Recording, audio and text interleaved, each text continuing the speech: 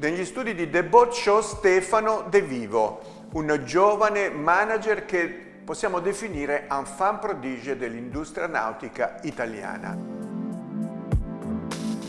Ingegnere navale, grande navigatore, dal 2014 è Chief Commercial Officer del gruppo Ferretti e dal 2019 è Managing Director di Wally Yachts, un marchio, è entrato a far parte del gruppo Ferretti con grandi ambizioni. Stefano, la passione del mare da cosa arriva e perché è così profonda? Ma la passione del mare mi arriva dalla mia famiglia. I miei genitori entrambi sono amanti del mare, mi hanno portato subito al mare. Avevamo la fortuna di avere una casa in costiera amalfitana ad Amalfi con un gozzo e quindi per me il mare è sempre stato mare in barca.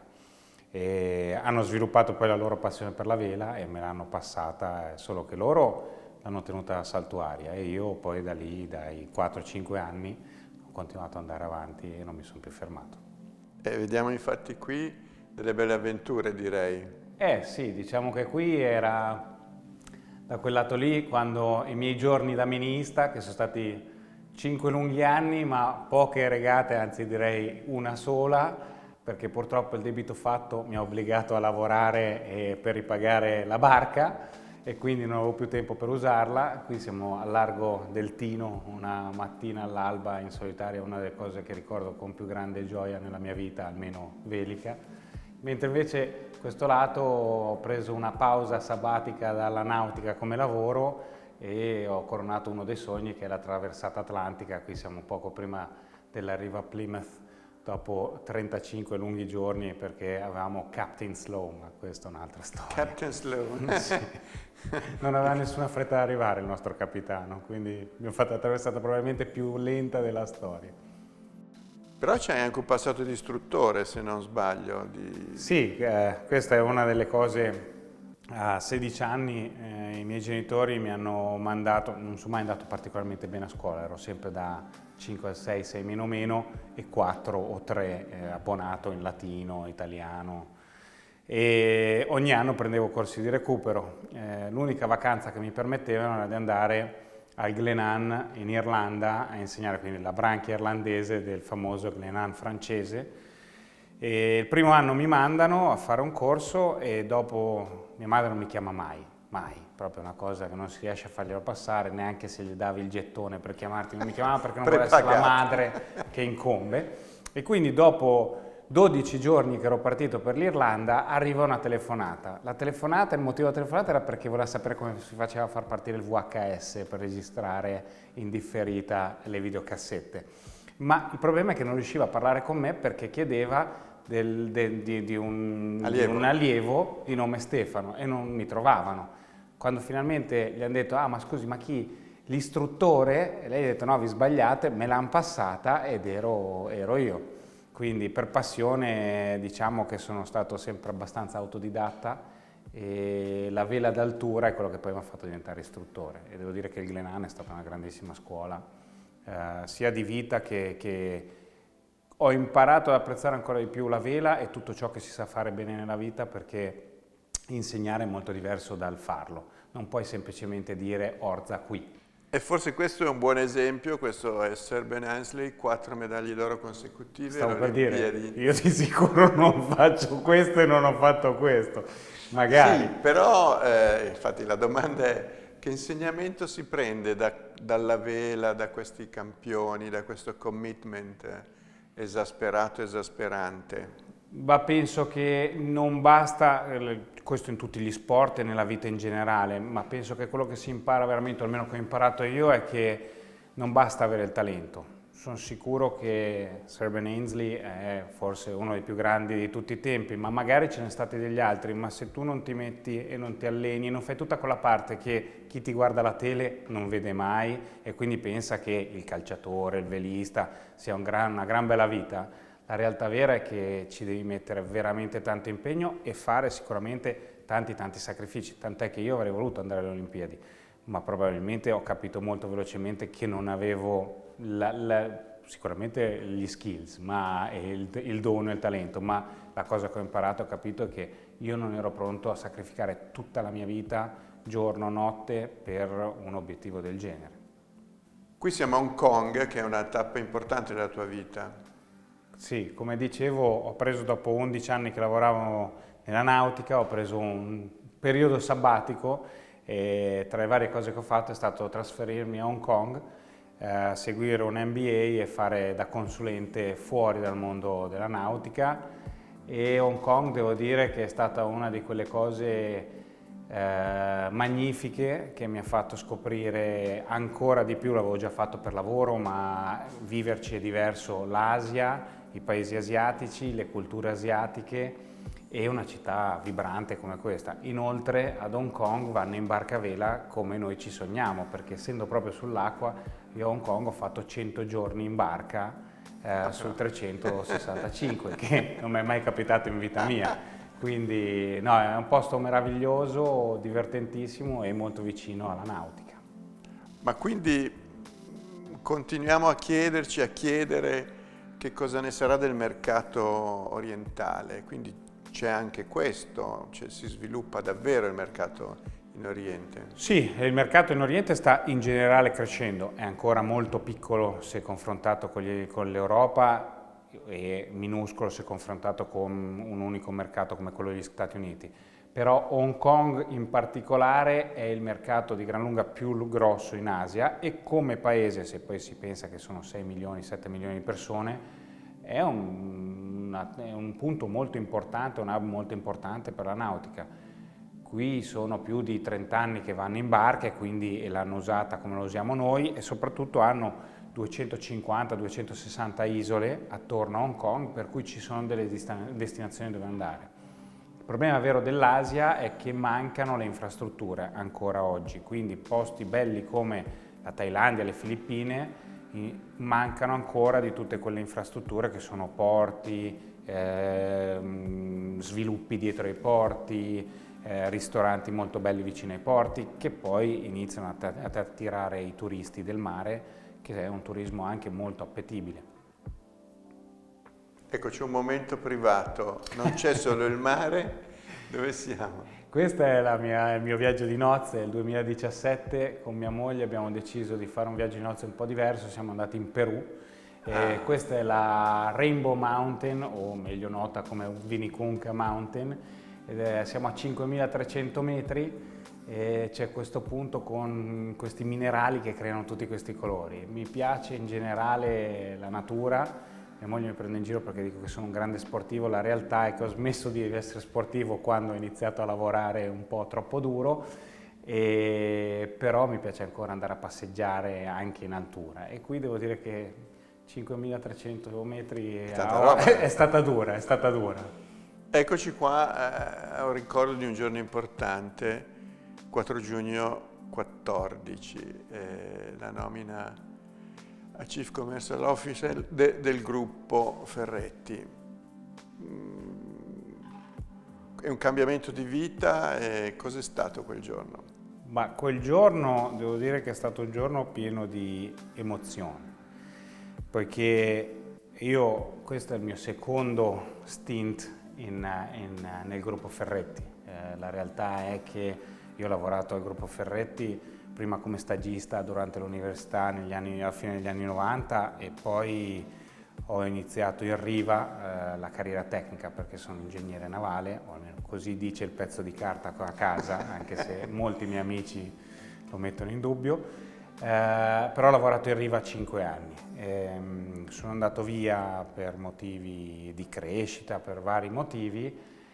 E il tornare nel 2014 in un'azienda che aveva dei grossi problemi e che all'interno aveva Riva è stato un momento dove ho fatto una scelta di vita e ho lavorato ancora più duro di quello che lavoravo prima, ho lavorato duro a cercare di creare un team di persone, con le persone che c'erano dentro, perché erano persone molto in gamba, e aggiungere qualche piccolo innesto per riuscire a far crescere tutti e amalgamarli. La storia dirà se ce l'abbiamo fatta oppure no, ma penso che abbiamo fatto un gran bel lavoro e oggi questa azienda è un'azienda che non si ricorda niente di quei giorni lì e invece di perdere soldi a bocca di barile è un'azienda sana. Ma come mai così tanti ingegneri finiscono per occuparsi di rami commerciali? Ruoli In generale o nella nautica? in generale e anche nella nautica. Perché nella nautica in realtà non ne ho visti ancora così tanti, o almeno forse noi, io e chi è venuto nei miei tempi siamo stati la prima ondata. Io ho scelto di fare ingegneria navale non perché appunto fossi un genio dell'ingegneria, ma perché mio fratello, che è il vero genio della famiglia, è storico, insegnante di storia all'Università in Inghilterra, ricercatore, mi disse: fai qualcosa che ami, te ami il mare, ti piace montare e smontare le cose, fai ingegneria. E ha avuto ragione, perché ho fatto ingegneria, però non volevo fare il tecnico, io volevo capire come funzionava. Amavo il mare, ma sempre perché l'avevo vissuto, ma non capivo come funzionavano le cose. E quindi poi il commerciale era l'unico modo per riuscire a non essere il più scarso di tutti, ma almeno al commerciale conoscevo molto più di tutti gli altri la parte tecnica, quindi è stato un modo per riuscire a diventare più bravo degli altri almeno in qualcosa. Ecco, questa è una barca iconica del passato recente. Wally Essence è la prima manifesto alle grandi tecnologie, alle grandi innovazioni. Ci sono stati dei Wally precedenti, ma forse questa è quella più esplosiva, sia per il layout di coperta, per quello che c'era dentro, per le tecnologie. Quando comincia la tua passioncella per Wally? Allora, a parte che questa barca ogni volta che la guardo penso sia un oggetto incredibile, penso che abbia rivoluzionato la vela e ancora oggi secondo me non è riuscito nessuno ad avvicinarsi a qualcosa del genere. La passione per Wally nasce fin dall'inizio, anche se all'epoca ero una persona molto giovane quando è nata Wally, perché Wally nasce nel 94, io avevo 16 anni, grande appassionato di vela e di mare, per cui lo guardavo, però per me era quasi troppo avanti, appunto, come dice il payoff di Wally, 20 years ahead, era 20 anni avanti. E quindi poi man mano che crescevo capivo sempre di più che cosa faceva Wally. Quando è uscita questa barca ho capito che Wally non era battibile. Quindi poi dal punto di vista lavorativo l'avevo guardata quando stavo rientrando da Hong Kong nel 2014, prima di venire in Ferretti Group. Qualcuno mi ha detto: ma perché non fai un pool di azionisti e non la rilevi e la guidi e magari ti mettiamo in contatto con Luca Bassani e così via. All'epoca non avevo ancora l'esperienza che poi ho costruito ulteriore in questi anni e probabilmente Wally sarebbe stato troppo difficile. Tant'è che nel 2017, alla fine del 2017, con l'avvocato Galassi, gli dissi: secondo me noi dobbiamo prendere un'altra sfida, perché la prima l'abbiamo vinta, che è quella di rimettere a posto il gruppo, e dobbiamo cercare di fare qualcosa di diverso. E noi siamo forse l'unico gruppo che è in grado di prendere un marchio, tenere il DNA e dargli la forza industriale per farlo crescere. E lui mi disse: quindi cosa? Gli dissi: guardi, noi abbiamo un marchio che arriva, che può fare tutto nella nautica, tutto. L'unica cosa che forse non può fare è la vela. E c'è un marchio nella nautica, l'unico altro marchio forse, che può fare tutto nella nautica, e però può fare la vela. Qual è? Wally. E da lì inizia la nostra avventura, e penso che l'avvocato Galassi e tutto il team abbia visto quanto amavo Wally e l'idea sia del motore che della vela, perché non mi appassionava solo la vela di Wally, anche il motore ha fatto delle cose incredibili che tutti gli altri hanno copiato, oggi ancora stanno copiando, ma copiano le cose di 20 anni fa, e oggi usciremo con nuovi modelli e nuove cose che ci copieranno. E quindi ci abbiamo messo 1 anno e mezzo, ma alla fine ce l'abbiamo fatta. E Luca con noi, io sono felicissimo perché penso che oggi abbia trovato, a parte che ha quello che io non ho, cioè il genio del prodotto, dell'intuizione, quindi poter lavorare con lui mi diverte tantissimo, ma soprattutto mi fa vedere cose che magari non avevo in mente di fare. Dall'altro lato penso che assieme facciamo una grande squadra, perché gli diamo quel bilanciamento per riuscire a fare le cose, però che devono riuscire a portare del margine all'azienda, perché altrimenti l'innovazione a tutti i costi purtroppo poi ti porta a non riuscire a portare avanti questa idea e questo credo. E i nuovi prodotti lo stanno dimostrando, abbiamo lanciato 2 barche a motore, adesso stiamo parlando e cercando di lanciare anche la barca a vela. Ci arriveremo. E in questo momento di cosa ha bisogno la nautica per maturare? Avrebbe bisogno di barriere all'ingresso. Quando dico non ci sono barriere all'ingresso, dico che cerco di far capire che di fatto se tu hai un amico che è bravo a fare dei rendering e sa disegnare 2 linee fatte bene, io commercialmente me la cavo, posso andare in giro. Te scrivi o parli con un po' di giornalisti e facciamo pubblicare questi rendering. Noi con un investimento pressoché zero possiamo dire di essere un cantiere. In questo processo poi che valore diamo al design o comunque alla innovazione che più o meno abbiamo visto viaggiare in parallelo? Il design è fondamentale perché soprattutto da quando è scoppiata la crisi del 2008-2009 abbiamo visto tutti quanti puntare molto sul rinnovamento delle gamme e di portare nuovi design perché avevamo vissuto degli anni dal primi 2000, dal 2002 diciamo, subito dopo il 2001 fino al 2008 dove si vendeva qualsiasi cosa perché erano momenti per via di finanza, non voglio neanche entrarci, ma erano momenti in cui tu come cantieri ti potevi permettere di non cambiare i modelli, tanto qualcuno se la comprava, alla fine la richiesta era tale per cui non c'era abbastanza produzione, tutti messi insieme, tutti i cantieri, per cui si vendeva tutto. Dopodiché una grande crisi è come una guerra, bisogna innovare, bisogna trovare il modo di essere più bravi di tutti gli altri perché a quel punto c'è più offerta di domanda. E il design ha giocato un ruolo fondamentale ed è stato quello e l'innovazione poi con nuove idee, nuovi gadget o nuove soluzioni sono state quelle che hanno guidato poi il rilancio del gruppo Ferretti. Io stesso che sono a capo del marketing strategico di questa azienda, d'accordo con tutta la prima linea dell'Avvocato Galassi, abbiamo puntato sul fare tanti prodotti nuovi perché quello era l'unico modo per portare via il mercato agli altri e gli altri non avevano la forza economica per starci dietro. Abbiamo fatto 36 nuovi modelli in 4 anni e mezzo, nessuno neanche si è avvicinato alla metà di quello. Eccoci ai Wally Tender. Wally 43. L'ultimo nato. Diciamo che questo qui è l'ultimo nato e anche il primo interamente nato, o il primo che vedete interamente nato completamente da quel mix che è il know-how Wally, il know-how del tecnico, dell'engineering del gruppo Ferretti e il know-how produttivo del gruppo Ferretti. Qui andando a bordo si nota tutto quello che è il genio del design Wally e l'innovazione che spinta dal genio del design Wally il gruppo Ferretti sa fare, grazie a tutto quello che ha nei suoi archivi e negli ingegneri e nei tecnici che lavorano per noi. Le linee d'acqua sono state studiate con uno dei nostri ingegneri che ha lavorato per Luna Rossa, non questa, quella precedente. Quindi direi che abbiamo messo in campo i migliori. C'è una certa frenesia nel mercato per montare i fuoribordo, ma è una cosa utile? C'è del vantaggio o è solo il mercato che ha deciso un po' istericamente questa? Allora, questo è un altro dei motivi per cui abbiamo comprato Wally. Noi come fuoribordo, come Ferretti Group, non facciamo niente.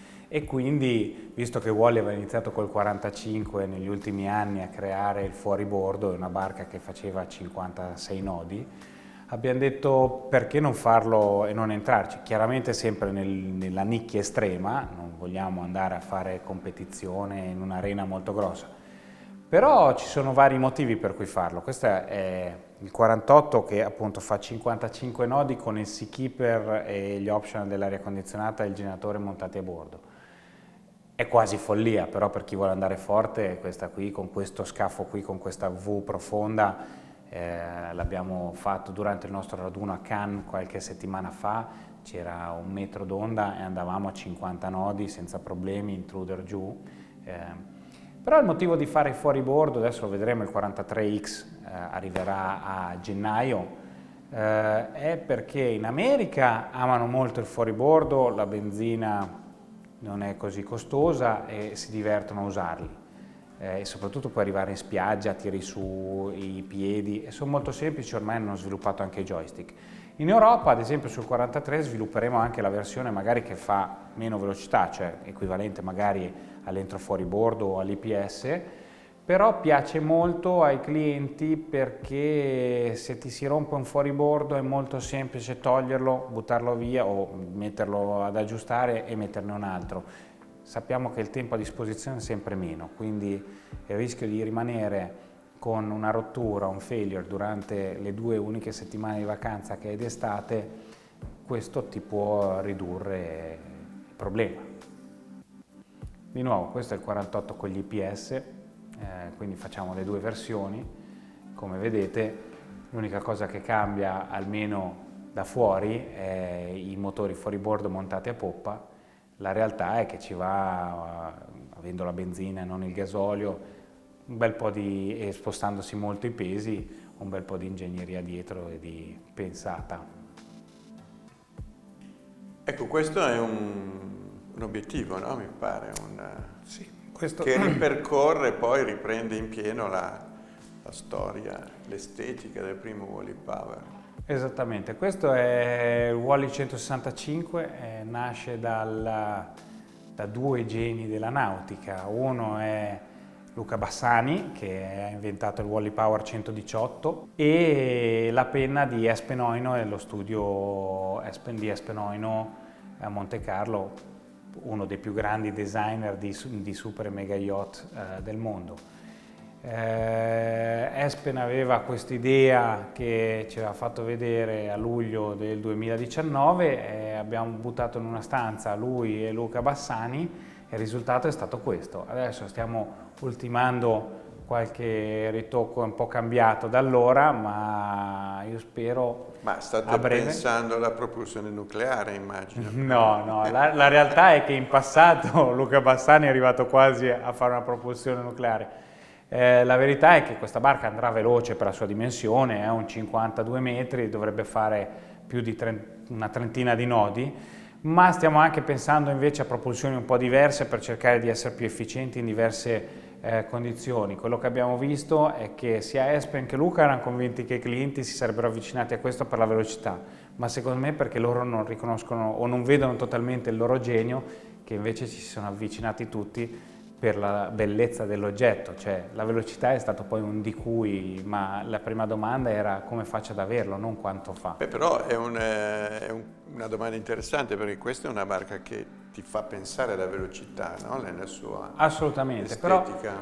però negli anni abbiamo visto, soprattutto in questi anni, che i clienti sì vogliono andare veloce, però stanno rallentando tutti abbastanza, c'è comunque una consapevolezza sia che bisogna stare un po' più attenti alle emissioni, ma sicuramente l'altra consapevolezza è che i clienti stanno vivendo sempre di più a bordo e quindi la velocità chiaramente ha dei limiti che sono il peso, sia nel motore che nella vela. Nel motore vuol dire dover mettere più gasolio, dover avere più motori, più spazio per la sala macchina e i clienti ormai tendono a voler stare a bordo molto di più, adesso poi dopo l'anno scorso con l'inizio del Covid vogliono stare a bordo tantissimo e quindi prediligono più lo spazio per loro che magari per la sala macchine e per i motori, quindi sono pronti ad andare un po' più piano ma a godersi di più la barca. Eccoci a un altro grande Wally. Tango, bellissimo, bellissimo. Questo è uno dei motivi per cui ho spinto, perché al salone, come vi ho detto prima, abbiamo iniziato a trattare Wally che era all'ottobre 2017, alla fine di settembre cosa succede tutti gli anni tranne quest'anno? C'è Monaco Boccione e questa barca a settembre 2017 l'hanno presentata al Monaco Boccione ed era esattamente di fronte alla nostra navetta 37 che era lì in esposizione e io ogni volta che andavo a prua a far vedere la navetta 37 Custom Line a uno dei miei armatori o clienti, vedevo questo tango ormeggiato lì e ogni tanto che usciva ed entrava. E quindi diciamo che forse questo è il vero motivo che ha fatto scattare quella scintilla I need to have it. Non mi potevo comprare la barca, quindi ho convinto qualcun altro a comprarsi il cantiere. Siete Mi pare che nei ricordi ci sia anche qualcosa legato al 92, alla Coppa America, alle notti Sì. che si stanno riavvicinando. Al di là della regata, questo scambio tecnologico che ci aspettiamo continuamente dalle regate, incuriosisce, è interessante, ci sarà? Io penso proprio di sì, a parte che mi ricorda nottate a aspettare il vento davanti alla televisione con mia madre e penso con altri 57 milioni di italiani che eravamo diventati tutti improvvisamente dei grandissimi regatanti. Ma penso anche a tutte quelle innovazioni che abbiamo visto in quegli anni, in quei giorni lì, addirittura vele di cristalli liquidi, cose impensabili. Molte, come poi succede anche in Formula 1, sono rimaste dei sogni o delle cose forse anche fin troppo spinte, ma altre sono arrivate, vele in 3DL, vele carbonio, abbiamo visto evoluzione del carbonio sia in quella coppa lì che poi in tutte le coppe successive. Ci sono tecnologie che quando è stata costruita Tango venivano usate solo in Coppa America e alcune erano addirittura vietate in Coppa America, quindi io penso che eventi sportivi come la Coppa America aiutino non solo nella vela ma anche nel motore ad alleggerire, come abbiamo detto il peso è sempre nemico dei consumi e quindi in ogni nostro ambito nella nautica una cosa del genere ti porta a migliorare anche il resto della nautica e ad abbassare i costi, perché poi quando viene utilizzato da tutti costa meno. E arriviamo qui. Wally 101. Questo è il primo design di barca a vela che abbiamo fatto prese le consegne del marchio Wally. Con Luca Bassani ci siamo seduti, questa barca l'abbiamo sviluppata insieme a Pininfarina, quindi Wally attrae... Che era già su Tango, vero? Che era già sugli interni di Tango. Gli interni di Tango sono stati sviluppati assieme a Pininfarina e infatti un po' spinti che avevamo un cliente che stava parlando con noi che è un grande fan di Pininfarina, un po' perché sono comunque un gran bel marchio nella nautica, ultimamente negli ultimi anni hanno fatto molte cose. Abbiamo preso un progetto Wally e gli abbiamo fatto stilizzare la coperta e gli esterni. Al momento stiamo parlando con un cliente non per questa barca in particolare, però diciamo che è stato un bellissimo esercizio per attirare i clienti di nuovo a pensare a Wally come barca a vela, che ne aveva continuate a fare, ma oggi vorremmo non solo fare barche come Tango che sono estreme, per carità rimangono l'essenza di Wally, però vorremmo anche riniziare a fare quello che Wally ha fatto con gli 80 piedi e i 100 piedi, dove con uno stampo si personalizza per l'armatore, però riesce ad abbattere almeno dei costi di stampo, di ingegnerizzazione e soprattutto dai la possibilità a più armatori di avere barche simili per regattare uno contro l'altro, perché poi si divertono sempre, le usano per la crociera ma poi si divertono quando vengono a prendere un Wally perché sanno che è la barca più veloce in circolazione. Ma è sostanzialmente questo che può dare il gruppo Ferretti al marchio Wally? Assolutamente questo. Wally ci ha portato delle conoscenze sul carbonio che noi usavamo, ma usavamo come si usa nel motore, molto più se non si va su barche da corsa non sono così spinti. Loro ci hanno portato del know-how incredibile nel campo del carbonio, della leggerezza, del titanio. Noi gli possiamo portare, gli stiamo portando il know-how nel cercare di trovare dei modi per industrializzare e ingegnerizzare anche piccole serie per riuscire ad abbassare il costo, che vuol dire poter dare ai clienti la stessa esperienza che avevano prima, ma più ingegnerizzato vuol dire sicuramente meno problemi, più affidabilità e vuol dire anche meno costo. E quindi alla fine è un win-win per tutti quanti, noi, Wally, il cliente, tutti. Voi che le dovete scrivere delle regate. E dove volete portare Wally? The sky is the limit. Penso che con Wally vogliamo sicuramente, anzi il programma dice che diventerà il secondo marchio per fatturato più grande del gruppo Ferretti entro il 2025. Teoricamente solo l'espansione di Riva può dire se diventerà il primo oppure no, quindi per fare una lunga storia un po' più breve, come dicono gli inglesi, sia sul motore che sulla vela, a ogni dimensione abbiamo dei grandi progetti.